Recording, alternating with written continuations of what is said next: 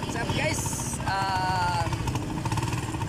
For today's video mga ka-Sweet Lovers, magandang hapon sa ating lahat. At muli na namang nagbabalik ang inyong ka-driver in Sweet Lovers. By the way mga ka-lovers, no, bilang isang public utility tricycle driver mga ka-lovers, kahit abutan pa tayo ng ating gabi at magdamag tayo sa daan mga ka-lovers, na tayong inayawan dahil yun ang ating trabaho mga ka-lovers. Kaya dito mga ka-lovers, bumper to bumper na mga ka-lovers. Hey.